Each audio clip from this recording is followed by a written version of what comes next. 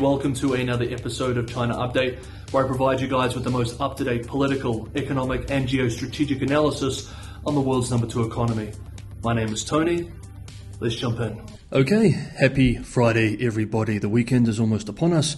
I hope you all have relaxing weekends planned ahead.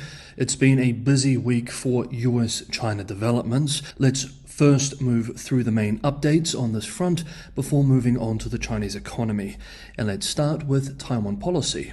In recent days, we have learned that Taiwan's leader, Tsai Ing-wen, will stop by in New York and California for her visit to the US later this month. As discussed earlier this week, she plans on meeting with the US House Speaker Kevin McCarthy. It was initially reported that meeting McCarthy in the US would be less provocative than McCarthy traveling to Taiwan. However, some analysts argue that both will be viewed by Beijing as equally provocative. In New York, Tsai is expected to speak at an event sponsored by the Washington-based Hudson Institute. In California, she will deliver a speech at the Reagan Library. US-based Wall Street Journal writes that an official with Taiwan's Overseas Community Affairs Council told lawmakers on Thursday that it was arranging for Tsai, quote, to greet diaspora communities on both American coasts as she travels from Taipei to visit some of the island democracy's diplomatic partners, end quote. Hong Kong-based outlet The Asia Sentinel reports that Taiwan's defense minister, during recent parliamentary questioning, has confirmed that Taiwan and the US have, quote, open talks on establishing a contingency stockpile of US munitions on the island, end quote. While we are on the military front of US-China relations, US-based Politico writes today that the Pentagon will submit a new $15.3 billion plan to fund Pacific forces. That's more than twice what the Department of Defense asked for last year.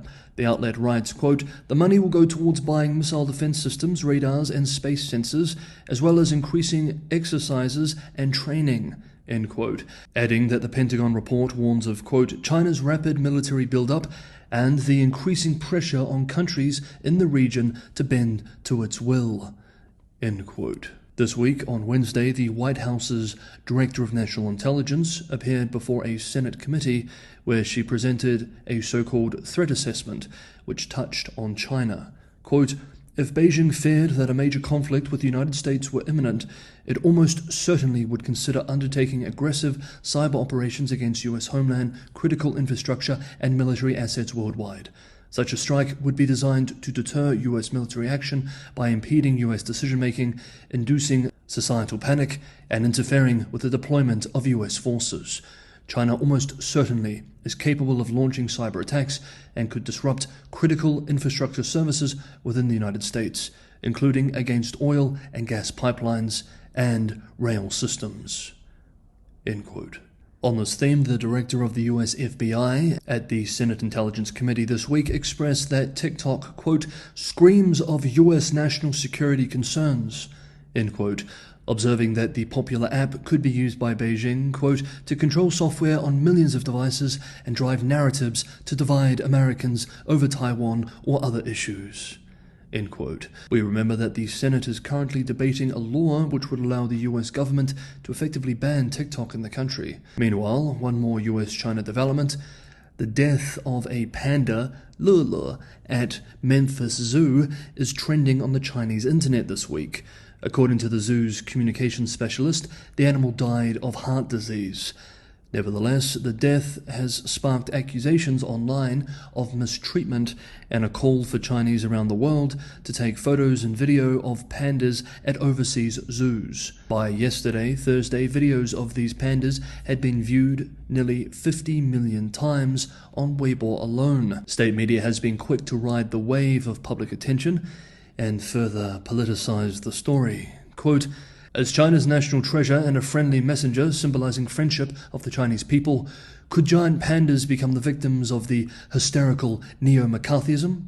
Such accusations and concerns are not unwarranted, and some Chinese people's vehement emotions can also be understood. End quote. Next up, the Chinese economy. Hey guys, as always, if you're enjoying the video, don't forget to hit the like button. If you're not subscribed, subscribing is a huge help. Sharing is a massive help as well. Sometimes the algorithm really does not like this content that we're discussing. And of course, anyone who can go that extra mile and help keep the channel sustainable. The channel relies on subscriber support to keep going. Patreon and Buy Me a Coffee links are in the description below. Okay, let's move on to the next half of the video, which is a brief economic story. I initially wanted to make today's video entirely about foreign policy, but this story from UK-based Financial Times is very important that we need to cover, especially as it ties into many of the themes which we've been discussing over the last 7 days. So the foreign policy reports that I was originally going to deliver today are going to be pushed to tomorrow's episode. Okay, so the report is called China's Governments Boost Revenue by Selling Land to Their Own Entities. This is a theme which we've been following for some time now. The Financial Times writes that cash-strapped local governments in China artificially boosted their revenues last year, quote, by selling swaths of land to their own investment vehicles, raising concerns about the extent of their financial woes. End quote. This is also according to a government think tank which we have met before, the Chinese Academy of Fiscal Sciences. According to the think tank, more than half of the 2.2 trillion RMB, $316 billion in residential property plot sales by local Chinese authorities in 2022 were made to local government financing vehicles, with the report even going so far as arguing that local governments had overstated their revenue because, quote, local authorities have a strong incentive to sell assets at inflated prices or have local government financing vehicles purchase land to artificially prop up fiscal revenue, end quote. Of course, this is an open secret that many analysts, both within China and around the world, have been discussing for some time, but the fact that a state-backed central think tank in Beijing is unambiguously saying this here is quite significant. Local governments reported the biggest decline in fiscal revenue in decades in 2022. We know this. We also remember that income from land use sales plunged 23% in 2022. Earlier this week, we discussed how some local governments are now spending large parts of their revenue just covering the interest on their debt. It is this fiscal crisis which, in large part, pushed Beijing leadership to form this new super regulator for the financial system we also discussed earlier this week. According to the Chinese Academy of Fiscal Sciences, interest payments accounted for 4% of total fiscal income in 2022, up from 2.6% in 2019. Wealthy cities are in a much healthier position, of course. Places like Shanghai, Beijing, Shenzhen are not experiencing these tight fiscal issues, or at least not to the same extent. However, even some provincial capitals in non-wealthy regions are feeling the pain. For example, quote, we, in Zhengzhou, provincial capital of Henan, were basically faking land transactions so our government budget would look good. That will cause bigger pain in the long run. End quote. Zhengzhou local government financing vehicles purchased over 80% of land sold at auction last month. Many China analysts are discussing the Financial Times article, as well as the report from the Chinese Academy of Fiscal Sciences. For example, this from our old friend, quote, it is well known that the budgets of many local governments have been terribly squeezed by falling revenues and rising expenditures, but it turns out, probably to no one's surprise, that even this may understate the problem. In transactions worthy of Enron, some local governments have borrowed money which, through local government financing vehicle purchases in their own land auctions, were effectively recorded as revenue. The good news is that Beijing came down hard on these transactions last year, but it's important to recognize that these transactions simply disguise what must happen anyway. For now, the only way to maintain politically desired GDP growth rates requires spending that can only be funded by rapid increases in the overall debt burden. Of course. Oh, sorry, it seems the People's Liberation Army is flying overhead.